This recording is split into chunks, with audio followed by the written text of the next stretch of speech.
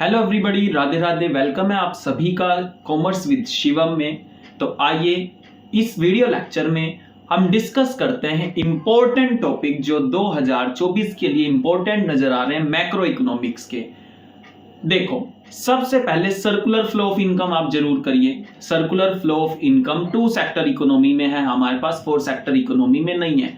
तो एक important topic circular flow of income. दूसरा, रियल जीडीपी और नॉमिनल जीडीपी का कॉन्सेप्ट आपको अच्छे से आना चाहिए। रियल जीडीपी क्या है, नॉमिनल जीडीपी क्या है, और आपको वो आपके बुक में एक टॉपिक है GDP as an index of welfare. ये टॉपिक आप यानी कि इसमें से जो पॉइंट्स होते हैं, नॉन मॉनेटरी एक्सचेंजेस क्या होता है ये पूछ सकते हैं 3 नंबर में। एक्सटर्नैलिटीज क्या होती हैं ये पूछ सकते हैं 3 नंबर में। पॉजिटिव एग्जांपल दो उसका, नेगेटिव एक्सटर्नैलिटी का एग्जांपल दो। तो ये आपको यहां से करने हैं। या फिर 3 नंबर में इस तरीके से भी आपको आ सकता है, भाई आपको फाइनल गुड का एक एग्जांपल दे दिया। मान लो एक फर्म ने एक टैक्सी परचेज करी है, तो बताओ वो फाइनल गुड है या नहीं है, या इंटरमीडिएट गुड है। इस तरीके से स्टॉक फ्लो से भी डिफरेंस तो इंपॉर्टेंट है कि हाँ भाई डिफरेंस पूछ सकते हैं, लेकिन इनके आइडेंटिफिकेशन के लिए आपको आइटम दे देंगे और आपको बताएंगे कि बताओ फलानी आइटम इस गुड के अंदर आती है या नहीं आती है। ये हो गया। सेंट्रल बैंक के फंक्शन के स्टडी के पॉइंट ऑफ व्यू से जरूर पढ़िएगा। सेंट्रल बैंक के फंक्शन होप सो आपको क्लियर होगा। सेंट्रल बैंक के फंक्शन के स्टडी के पॉइंट ऑफ व्यू से पढ़ने हैं। और आपको credit creation bye commercial bank क्या पढ़ना है, credit creation bye commercial bank. Objectives of government budget भी आपके बहुत ज्यादा इंपॉर्टेंट है।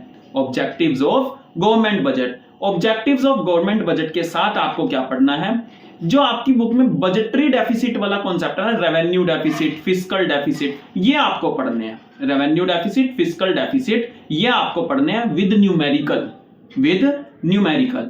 और आपके पास कौन सा है, determination of income and employment. एक तो आप अप्रोच तो बिल्कुल भी मत छोड़िए, ADAS approach, SI approach, 2 approach है ना आपके पास। लेकिन फिर भी आप क्या करिए, derivation of saving curve from the consumption curve और derivation of consumption curve from the saving curve, ये जरूर पढ़िए।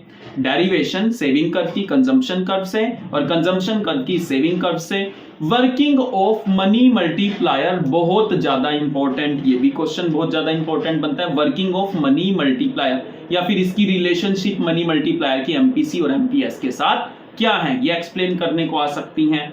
और आपको क्या इसमें करके चलना है, वो ना कई बार 4 नंबर में इस तरीके से दे देते हैं। जैसे मैंने अभी बताया ना आपको कि एडीएएस अप्रोच कीजिए, तो वो आपको ये कहते हैं बताओ अगर एडी ग्रेटर देन एएसएम, मतलब accent aggregate demand is greater than accent aggregate supply, तो क्या होगा। तो ये सारी सिचुएशन आपको आ सकती हैं। और उधर से फॉरेन एक्सचेंज वाले चैप्टर में से फिक्स्ड, फ्लेक्सिबल और manage floating with merit demerits कीजिए। फिक्स्ड, फ्लेक्सिबल और मैनेज फ्लोटिंग मेरिट डिमेरिट्स के साथ कीजिए। एप्रिसिएशन डेप्रिसिएशन का इंपोर्ट और एक्सपोर्ट पे क्या इफेक्ट पड़ता है, एप्रिसिएशन और डेप्रिसिएशन का एक्सपोर्ट इंपोर्ट पे क्या इफेक्ट पड़ता है, और बैलेंस ऑफ पेमेंट के कंपोनेंट्स, इतना इंपॉर्टेंट मान के जरूर कीजिएगा। होप सो आपको वीडियो अच्छी लगी होगी।